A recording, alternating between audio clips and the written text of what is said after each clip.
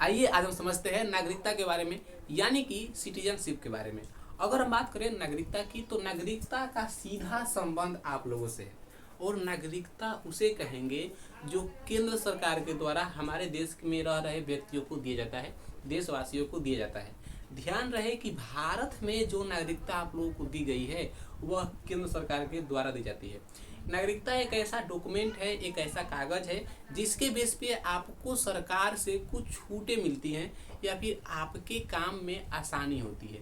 जैसे आधार कार्ड से आपको बहुत सारे छूट दिए गए हैं, पैन कार्ड से आपको बहुत सारे छूट दिए गए हैं, ड्राइविंग लाइसेंस से आपको बहुत सारे छूट दिए गए हैं। तो ये आपकी नागरिकता हो गई। नागरिकता का मतलब कि एक ऐसा डॉक्यूमेंट जो कि किसी भी काम को करने में मददगार, हेल्पफुल साबित हो।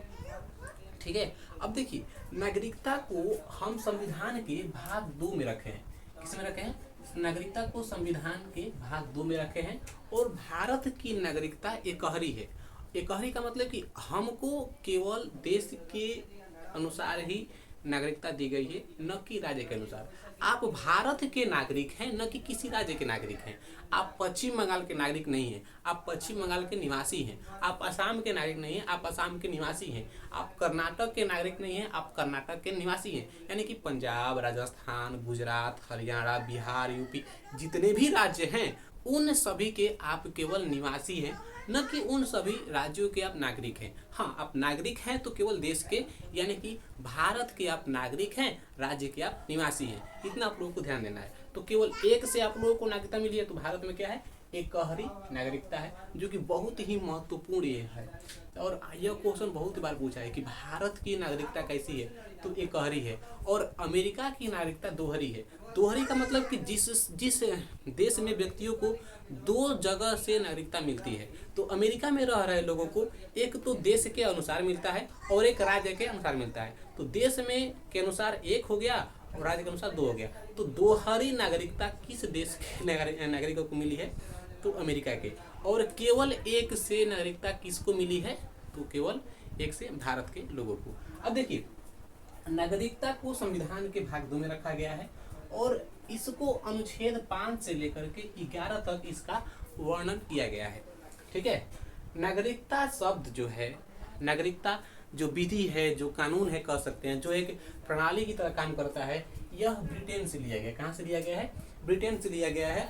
और नागरिकता को सबसे पहले दर्शाया था, यानी कि नागरिकता का सबसे पहले वर्णन अरस्तु ने यहाँ पे किया है। ठीक है। सबसे पहले अरस्तु ने ही यहाँ पे बताया कि नागरिकता किसे कहते हैं या क्या कहलाती है। और अगर हम बात करें नागरिकता को प्राप्त करने की, तो नागरिकता को प्राप्त करने की 5 विधियां हैं और 3 तरीकों से आपकी नागरिकता खत्म की जाएगी। ये 5 विधियां कौन कौन सी हैं और ये तीनों विधियां कौन कौन सी हैं, ये हम पढ़ेंगे आगे, लेकिन कुछ बेसिक जानकारी अनुच्छेद पढ़ने के बाद। ठीक है। अब देखिए, अनुच्छेद 5 में कहा गया है कि नागरिकता भारत के सभी व्यक्तियों को उस दिन से दी जाएगी जिस दिन से भारत का संविधान लागू हो गया है। अब देखिए, यहाँ पे आप लोग थोड़ा कंफ्यूज होइएगा। भारत का संविधान बन गया है 26 जनवरी सॉरी भारत का संविधान बन गया था 26 नवंबर 1949 को। और 26 नवंबर को हर साल भारत में संविधान दिवस, इंडियन कॉन्स्टिट्यूशन डे और विधि दिवस मनाते हैं। हर साल मनता है 26 जनवरी को। लेकिन 26 जनवरी को बन गया है और इसमें बोला गया है अनुच्छेद 5 में कि जब से लागू हो गया है, तो लागू हुआ है 2 महीने के बाद, यानी कि नवंबर में बन गया है। नवंबर से दिसंबर 1 महीना, दिसंबर से जनवरी 2 महीना, तो नवंबर, दिसंबर, जनवरी 2 महीने के बाद, 2 महीने के बाद यानी कि 26 जनवरी 1950 को संविधान लागू हो गया है। तो 26 जनवरी 1950 में जितने भी व्यक्ति भारत में थे उन सभी को नागरिकता प्राप्त है। और भारत में लोगों को नागरिकता यहीं से प्राप्त है बाबू, क्योंकि हमारी उम्र भले ही बहुत अभी मतलब 10-20 साल हो रही होगी, लेकिन हमारे दादा के पापा की उम्र लगभग उस टाइम पे वे जिंदा होंगे। तो इस टाइम पे वे होंगे, क्योंकि 47 कोई बहुत माने पीछे की बात नहीं है, यहीं करीब 80-90 सालों की बात है। ठीक है। अब देखिए, अगर हम बात करें अनुच्छेद 6 की, तो इसमें यह कहा गया है कि जितने भी लोग पाकिस्तान में गए हैं ना, अगर वे पाकिस्तान से भारत आते हैं, ध्यान से, अगर वे पाकिस्तान से भारत आते हैं तो उनको नागरिकता मिलेगी, लेकिन अभी भी मिलेगी ना, यह आप इस गुण में मत रहिएगा। अगर कोई भी व्यक्ति पाकिस्तान गया है और वो भारत आएगा तो उसको नागरिकता तो मिलेगी, लेकिन कब तक आएगा तो मिलेगी। पता चला अगर कोई लिमिटेशन ही नहीं है तो अभी भी पाकिस्तान में लोग कोई तकलीफ होती है, अरे प्रभु आ रहे हैं भारत में, अब तुरंत हाँ नागरिकता लीजिए भारत की, या भारत के नागरिक हो गए। ऐसे करने में भारत में बहुत सारी पॉपुलेशन हो जाएगी, और पॉपुलेशन अभी इतनी काफ़ी है कि पूछिए मत। सरकार इसी में बोल रही है कि हम 150 करोड़ लोगों को कैसे रोजगार दें। अरे बानर, 150 करोड़ लोगों में वहाँ पे बच्चा भी आ जाएगा, बूढ़ा भी आ जाएगा, तो आपको उसको रोजगार देना है? नहीं, आपको जवान लोगों को देना है रोजगार, जो कि उसके लिए एलिजिबल है, उसके लिए काबिल है। और उसमें जोड़ रहा है सरकार 150 करोड़ लोगों को कैसे रोजगार दे। अरे बहुचट, 150 करोड़ में बूढ़े व्यक्ति आएंगे तो बूढ़े लोग काम करेंगे बे, वहाँ पे बच्चे लोग हैं तो बच्चे लोग काम करेंगे? नहीं, जो जवान है उसको आप दीजिए नौकरी, यानी कि हर घर में एक नौकरी दीजिए। जैसे हर घर में एक आधार कार्ड, एक आयुष्मान कार्ड, एक पैन कार्ड एकदम रहना ही चाहिए, उसी तरह से हर घर में एक नौकरी दीजिए आप लोग। पता नहीं क्या सरकार है, बहुत लंबा सोचे सरकार की, पूछिए मत यहाँ पे। अब देखिए, इसमें यह कहा गया है कि पाकिस्तान से जितने भी लोग भारत आएंगे उनको नागरिकता दी जाएगी, लेकिन कब तक आएंगे तो दी जाएगी। एक लिमिटेशन, एक बाउंडिंग होना चाहिए यहाँ पे।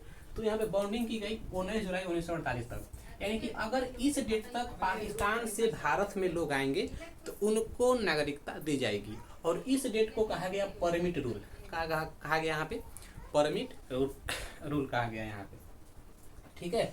तो पाकिस्तान से भारत आएंगे तो उनको सिटीजनशिप मिलेगी। कब तक आएंगे तो 19 जुलाई 1948 तक अगर आएंगे तब, ठीक है। और अनुच्छेद 7 में यह कहा गया है कि जितने भी लोग भारत से पाकिस्तान गए थे स्वतंत्रता से पहले ना, और अगर वे पाकिस्तान से भारत आते हैं तो उनको नागरिकता दी जाएगी। संविधान के बनने से पहले जितने लोग भारत से पाकिस्तान चले गए थे, अगर वे पाकिस्तान से आते हैं भारत में दोबारा तो उनको सिटीजनशिप वहाँ पे दी जाएगी। तो ये आर्टिकल 6 और आर्टिकल 7 आपके किसी काम का नहीं है, बस आप लोगों को इसको थोड़ा सा ध्यान में रखना है। परमिट रूल किसे कहते हैं? तो पाकिस्तान से भारत के में आने के लिए एक बाउंडिंग होनी चाहिए जिसके लिए आपको सिटीजनशिप दी जाएगी, ठीक है। तो आप लोगों को इसको ध्यान में नहीं रखना है। और अनुच्छेद 8 कहता है हमारा कि अगर आप दुनिया में कहीं भी घूमेंगे, ट्रेवल ऑल ओवर वर्ल्ड, अगर आप दुनिया में कहीं भी घूमते हैं तो आपको नागरिकता से वंचित नहीं किया जाएगा, यानी कि आपकी सिटीजनशिप समाप्त नहीं की जाएगी। पता चला हम इंडिया में आज हैं, कल विदेश में घूमने गए, परसों उस देश में घूमने गए, परसों उस देश में घूमने गए, तो पता चला हमारा आधार कार्ड खत्म कर दिया वहाँ पे। नहीं होता ऐसा। ऐसा क्यों? क्योंकि घूमने पे कोई पाबंदी नहीं है, आप घूम सकते हैं कहीं भी। अच्छा एक बात बताइए, आपका घर है जहाँ पे, आप कुछ दिनों के लिए अपने घर में ताला लगा करके चले जाएंगे हितई में घूमने के लिए, और वहाँ से आएंगे आपका घर में कोई गायब कर देगा? नहीं ना कर सकता है वहाँ पे। तो उसी प्रकार से अगर आप किसी देश में घूमने के लिए गए हैं तो भारत की सिटीजनशिप यानी कि भारत की नागरिकता आपसे समाप्त नहीं की जाएगी। इस बात को आप लोग ध्यान में रखिएगा। यह किस अनुच्छेद में कहा गया है? तो अनुच्छेद 8 में कहा गया है कि घूमने पर नागरिकता खत्म नहीं की जाएगी, ठीक है।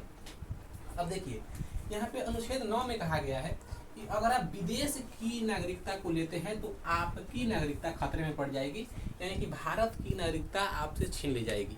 अब वही एग्जाम्पल लेते हैं हम लोग। आप अपने घर में ताला लगा करके चले गए दूसरे जगह रहने के लिए, और जहाँ पे आपने ताला लगाया था वहाँ पे आप 100 साल तक मत आइए। पता चला वो आपका घर कोई हथिया लेगा वहाँ पे। पहले के राजा महाराजा का जितने भी घर है, और राजा महाराजा तो रहा नहीं, तो उस घर पे उस ग्रामीण वाले लोगों का ना वहाँ पे कब्जा हो जाता है, जो कि बहुत ही लोकल एरिया में है। अगर सिटी में वो घर है तो कोई दिक्कत नहीं, क्योंकि उस पर सरकार कब्जा लेती है उसको, लेकिन अगर वो ग्रामीण एरिया में है तो फिर उस पर गाँव का ही अधिकार हो जाता है बेसिकली। अब देखिए, 8 में कहा गया है घूमने पर कोई पाबंदी नहीं है, आप घूम सकते हैं, लेकिन आपकी नागरिकता खत्म नहीं की जाएगी, ठीक है। अनुच्छेद 9 में कहा गया है कि अगर आप देश के नागरिक हैं और विदेश की नागरिकता को ले लिए हैं, जैसे आपका एक आधार कार्ड विदेश में है और उस देश जिस देश में आप घूमने के लिए गए हैं वहाँ पर भी कोई कार्ड बन रहा होगा, उस कार्ड को आप लोगों ने बनवा लिया, तो आपकी देश की जो ये आधार कार्ड है वह ख़त्म कर दी जाएगी, ठीक है। तो विदेश में घूमने पे कोई पाबंदी नहीं है, लेकिन विदेश की नागरिकता को अगर आप लोग लेते हैं तो आपकी नागरिकता खत्म हो जाएगी यहाँ पे। लेकिन यार एक बात बताओ, जिस देश में आप रहते हैं उस देश से विदेश में जाने के लिए कोई कार्ड बनता है, और जिस देश में आप जाएंगे वहाँ पर आने के लिए भी कोई कार्ड बनता है। आप लोगों ने फिल्मों में सुना होगा किसी किसी के मुंह से, अरे हमारा वीज़ा पासपोर्ट बना ही नहीं है, ब्रिटेन से वीज़ा ही हमारा नहीं आया है, पासपोर्ट ही खराब हो गया है, कैसे जाएंगे अपने देश में हम? तो समझिए बात को, अगर आप भारत से किसी दूसरे देश में जाएंगे तो भारत सरकार से आपको लेनी पड़ेगी परमिशन, तो उसको बोलेंगे हम लोग पासपोर्ट। पासपोर्ट बोलेंगे।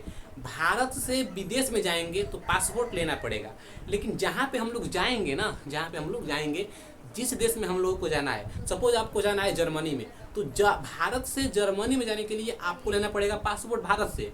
लेकिन जर्मनी में जाएंगे तो जर्मनी में जो आपको मिलेगा कागजवा, उसका नाम होगा वीज़ा, तो वह कहलाता है वीज़ा पासपोर्ट। वीज़ा के लिए आपको 15 दिन पहले अप्लाई करना होता है, क्योंकि 15 दिन में देश आपकी पूरी हिस्ट्री चेक करके बताता है कि नहीं आप आ सकते हैं, आराम से रह सकते हैं। तो वीज़ा पासपोर्ट आप लोगों को समझ में आ गई होगी। अब देखिए, अनुच्छेद 10 में कहा गया है कि आपकी नागरिकता बनी रहेगी। देखिए, यह बहुत ही महत्वपूर्ण है अनुच्छेद 10, क्योंकि यहाँ से सीधा क्वेश्चन पूछा है कि आपकी नागरिकता बनी रहेगी, यह किस अनुच्छेद में कहा गया है? तो अनुच्छेद 10 में। कब तक बनी रहेगी? जब तक कि आप कोई देश विरोधी काम नहीं करते हैं। यानी कि आपकी नागरिकता बनी रहेगी कब तक? जब तक कि आप कोई देश के विरुद्ध कोई काम नहीं करते हैं। पता चला गणतंत्रता दिवस के दिन आप लगे झंडा में आग लगा के वीडियो बनाने, तो आपको क्या होगा? आप पूछिए मत। पता चला कि आप देश के विरुद्ध काम करने लगे, आप सामने से कुछ और है और अंदर से कुछ और है। जैसे आप बहुत बड़े आदमी हो गए हैं, सेलिब्रिटी हो गए हैं, और आप अंदर से ड्रग्स का बिजनेस कर रहे हैं, ये कर रहे हैं, वो कर रहे हैं, तो आपकी नागरिकता खतरे में पड़ जाएगी। यानी कि आपकी सिटीजनशिप खत्म कर दी जाएगी वहाँ पे। तो अगर आप देश के विरुद्ध कोई काम करें जिससे कि देश को हानि हो या फिर देश का नाम बदनाम हो, तो आपकी नागरिकता खत्म कर दी जाएगी वहाँ पे। यह अनुच्छेद 10 में कहा गया है। और अनुच्छेद 11 में यह कहा गया है कि नागरिकता को लेकर के कोई भी कानून बनाता कौन है? संसद। यानी कि नागरिकता में कुछ भी बदलाव करने पड़ेंगे, कुछ भी बदलाव होगा तो वह संसद करेगी। अभी तक नागरिकता में 5 तरह के बदलाव हो चुके हैं। पहला 1986 में, दूसरा 1992 में, तीसरा 2005 में, चौथा 2015 में और पांचवा 2019 में। यानी कि 86, 92, 5, 15, 19, 86, 92, 5, 15, 19, ये 5 ईस्वी आप लोगों को याद होना चाहिए, क्योंकि नागरिकता में 1986 में, 1992 में, 2005 में, 2015 में, 2019 में बदलाव किए गए हैं। तो नागरिकता में बदलाव कौन कर सकता है? तो नागरिकता में बदलाव कर कौन सकता है? तो संसद। और संसद ने यह जिम्मेवारी किसको दिया है? तो गृह मंत्रालय को दिया है। ठीक है, गृह मंत्रालय को दिया है यहाँ पे। अब समझते हैं हम लोग इन 5 विधियों के बारे में और इन 3 विधियों के बारे में, ये कौन कौन सी विधियां हैं जिससे कि आपको नागरिकता प्राप्त हो सकती है और आपकी नागरिकता समाप्त की जा सकती है। अब हम समझते हैं नागरिकता की विधियों के बारे में, यानी कि वो 5 विधियां कौन कौन सी है और वे 3 विधियां कौन कौन सी है जिससे कि आप अपनी नागरिकता को खुद से खो सकते हैं। देखिए, सबसे पहले जन्म के आधार पे, यानी कि इस वाले नागरिकता को, देखिए ध्यान दीजिएगा, नागरिकता को नागरिकता अधिनियम 1955 के द्वारा लाया गया, और नागरिकता में जितने भी संशोधन हुए हैं उन सभी संशोधनों को नागरिकता अधिनियम 1955 के द्वारा ही किया गया। इस बात को आप लोग ध्यान में रखिएगा। ठीक है, यानी कि 1955 के नागरिकता अधिनियम में नागरिकता को भारत में लाया गया। किस देश से? तो ब्रिटेन से। किसने सबसे पहले इसका विवरण दिया था? तो अरस्तु ने दिया था। भाग 2 अनुच्छेद 5 से 11 ना सिटीजनशिप के बारे में चर्चा किया गया है। अब देखिए, 11 में कहा गया, अनुच्छेद 11 में यह कहा गया है कि भारत के लोगों की नागरिकता में कुछ बदलाव की जाएंगी, तो कौन करेगा? तो संसद करेगा। और संसद ने यह जिम्मेवारी किसको दिया है? तो गृह मंत्रालय को। और अभी गृह मंत्री कौन है भैया? तो अमित शाह। वो जब चाहे तब नागरिकता में बदलाव कर सकते हैं, जब चाहे तब कोई कानून बना करके कोई अलग कार्ड, हाँ अमित कार्ड रहेगा ये, वे बना सकते हैं, क्योंकि सत्ता उनके हाथ में है ना, कुछ भी कर सकते हैं वो। अब देखिए, नागरिकता को लाया गया, यानी कि नागरिकता को प्राप्त करने की विधियां जो है वो 5 है। पहला जन्म के आधार पर। इस वाले विधि को 1986 में यानी कि 1986 में लाया गया, और 1986 में जन्म के आधार पर इसको लाया गया है। और इसमें यह कहा गया है कि जितने भी लोग हैं जिनका जन्म भारत में हुआ है उन सभी को नागरिकता दी जाएगी, और जितने लोगों का जन्म 1947 के बाद चाहे उससे पहले भारत में हुआ है उसको नागरिकता मिलेगी। और हमको जो नागरिकता मिली है वह इसी के बेस पे मिली है, ध्यान दीजिएगा, क्योंकि हमारी उम्र अभी उतनी ज़्यादा नहीं हुई है, या फिर देश के आज़ाद हुए उतने समय नहीं हुए जितने समय की होनी चाहिए। अभी 80-90 साल ही हुए हैं देश को आज़ाद हुए, तो हमारे दादा बाबा उस टाइम पे जिंदा होंगे, और दादा के बच्चे के बच्चे के बच्चे के बच्चे, अभी मतलब आप लोग हैं, तो आप लोगों को इसी के बेस पे सिटीजनशिप मिली हुई है।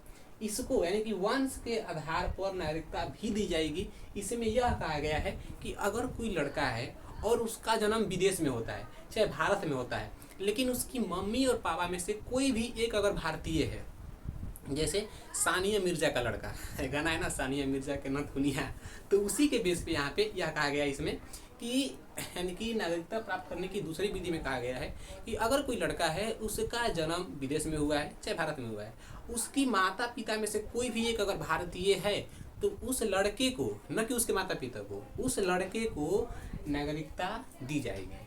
ठीक है, यह लाया गया था 1992 में लाया गया था। कब लाया गया था? 1992 में लाया गया था। पंजीकरण में यह कहा गया है कि आपको अगर भारत की नागरिकता चाहिए, अगर किसी विदेशी व्यक्ति को भारत की नागरिकता चाहिए, तो उसको लगातार 7 वर्षों तक भारत में रहना होगा, तब जाकर के उसको नागरिकता दी जाएगी। और दूसरे में यानी कि चौथे में कहा गया है कि अगर किसी व्यक्ति को भारत की नागरिकता चाहिए, तो उसको 12 साल तक भारत में रहना पड़ेगा। साथ ही उसको कोई भी एक विषय में, कोई भी एक फील्ड में स्पेशल नॉलेज ना, एक्स्ट्रा स्किल उसके पास होनी चाहिए। जैसे मदर टेरेसा हो गई, उनको इसी के तहत नागरिकता दी गई थी। और राष्ट्रमंडल देशों के जितने व्यक्ति होते हैं, उन सभी को इस विधि के द्वारा नागरिकता दी जाती है। अब ये राष्ट्रमंडल देश क्या हो गए, आइए समझते हैं। दुनिया में राष्ट्रमंडल देशों की संख्या 53 है, और राष्ट्रमंडल देश उसे कहते हैं जो देश कभी न कभी ब्रिटेन का गुलाम हुआ है। जो देश कभी न कभी ब्रिटेन का गुलाम हुआ है उसको राष्ट्रमंडल देश कहते हैं। और भारत भी एक राष्ट्रमंडल देश है, क्योंकि भारत भी कभी न कभी ब्रिटेन यानी कि इंग्लैंड का गुलाम था। तो राष्ट्रमंडल देशों की संख्या 53 है, और उस 53 देशों में से किसी को भी अगर नागरिकता चाहिए भारत की, तो कितने साल तक? 7 सालों तक। और अगर आप विदेश में हैं और राष्ट्रमंडल देश से नहीं आते हैं, तो आपको नागरिकता नहीं मिलेगी। ध्यान रहे कि पाकिस्तान और बांग्लादेश के नागरिकों को नागरिकता नहीं दी जाएगी, इतना ध्यान देखिएगा, क्योंकि उससे संबंध बहुत ही खचड़ा हो गया है भारत का, और कोई माने उसमें चारा नहीं है। अगला हमारा है अर्जित भूमि। इसमें आप लोगों को किसी एक फील्ड में स्पेशल होना पड़ेगा। क्या होना पड़ेगा? किसी एक फील्ड में स्पेशल, जैसे विज्ञान के क्षेत्र में हो गया, सामाजिक कल्याण के क्षेत्र में हो गया, साइंटिस्ट आप अच्छे हैं, तो आपको इसके अनुसार सिटीजनशिप दी जाएगी भारत की। ठीक है, अब देखिए अर्जित भूमि में कहा गया है कि अगर कोई बाहरी क्षेत्रफल, बाहरी देश, बाहरी राज्य भारत में मिलना चाहते हैं, तो मिलने को तो मिल जाएंगे। उस टाइम पे उस क्षेत्र में रह रहे लोगों को भी भारत की नागरिकता दी जाएगी, यानी कि भारत की सिटीजनशिप यहाँ पे दी जाएगी, यह इसमें कहा गया है। और इसको हम समझ सकते हैं कि 16 मई 1975 को भारत में सिक्किम के लोगों को नागरिकता दी गई थी 36वें संविधान संशोधन के द्वारा। तो आप लोग इसको यहाँ पे देख सकते हैं। अगर हम बात करें नागरिकता को समाप्त करने की विधियों को, देखिए यह प्राप्त करने की विधियाँ थी, यानी कि यह प्राप्त करने की विधियाँ थी और यह समाप्त करने की विधियाँ हैं। या तो आप खुद से त्याग दें कि हमको नहीं चाहिए आपका आधार कार्ड, हमको नहीं चाहिए आपका पैन कार्ड, हम नहीं लेंगे आपका ड्राइविंग लाइसेंस, तब आपकी ये इस नागरिकता को सरकार क्या करेगा? तो एक्सेप्ट कर लेगा वहाँ पे। और अगला हमारा है कि अगर आप कोई देश के विरुद्ध काम करते हैं, भैया आप आतंकवादी बन गए ना, है जो है सो हम हैं, शास्त्रीय काल यहाँ पे, मतलब अल्लाह अकबर वहाँ पे, मतलब अच्छे तरीके से अगर आप आतंकवादी बन गए हैं, जो कि एकदम टेररिस्ट, एकदम जो है सो हम ही है, किसी को पहचान नहीं रहे हैं सामने कौन है, मासूम बच्चा है कि बुढ़ा है कि महिला है, किसी को नहीं पहचान रहे हैं। आतंकवादी का काम क्या होता है? जो आया ठोकना है, चाहे मोदी हो, चाहे मुमकिन हो, चाहे राहुल हो, चाहे गांधी हो, जो है सब ठोकना है। और उसका एक ही काम है, ठोकना है तो ठोकना है, चाहे वो किसी को मार दे। सामने ये नहीं देखता है कि सामने मासूम सा बच्चा है, फिर पापा की परी है, कि माँ का लाडला है, कि माँ का मगरमच्छ है, किसी को नहीं पहचानेगा, सबको ठोकेगा वो आतंकवादी। मतलब अगर किसी में लगता है कि हमारे बहुत बल है हमें, जाओ आतंकवादी के पास, आपका जितना बल है सब आपको निकाल देगा। आतंकवादी से केवल एक ही लड़ सकता है, और वो भी इंडियन आर्मी। जो कि हर दिन लड़ते हैं बॉर्डर पे। अब देखिए, या तो आप खुद से त्याग देना सिटीजनशिप को, नहीं तो देश के विरोधी कोई काम करें। नहीं तो अगर आप लगातार 7 साल तक देश से कहाँ हैं, गायब हैं, अगर आप लगातार 7 साल तक देश से गायब हैं तो आपकी नागरिकता खत्म कर दी जाएगी। यहाँ पे कब लगातार 7 साल तक देश को बिना बताए देश से गायब हो जाना, तो आपकी नागरिकता खत्म कर दी जाती है। कई बार आपके गांव मोहल्ले में भी ऐसे केस देखने को मिलते हैं कि कोई बच्चा है जो कि घर से बिना बताए किसी दूसरे जगह पे घूमने के लिए गया है और अभी तक कहाँ है, क्या कर रहा है, किस हाल में है, किसी को पता नहीं है, तो लोग ये समझ लेते हैं कि वो मर गया है ना। सेम उसी प्रकार से यहाँ पे भी देश आपके साथ करता है। कब? जब आप 7 सालों तक देश को छोड़ करके बाहर रहते हैं उस केस में। नहीं तो आप पागल हो जाएंगे तो आपकी नागरिकता को खत्म कर दी जाएगी।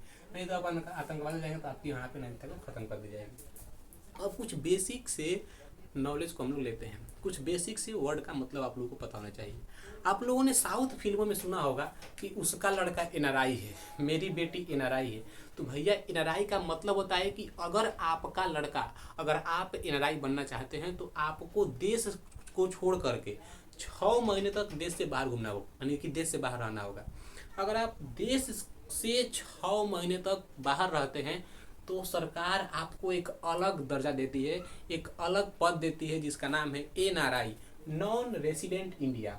यानी कि अगर आप लगातार 6 महीने तक देश से बाहर रहते हैं, देश में नहीं रहते हैं, कब तक? लगातार 6 महीने तक, तो आपको सरकार एनआरआई का दर्जा देती है। ठीक है। अब खास करके एनआरआई जो वर्ड है वो आप लोगों को साउथ फिल्मों में देखने को मिल जाएंगे।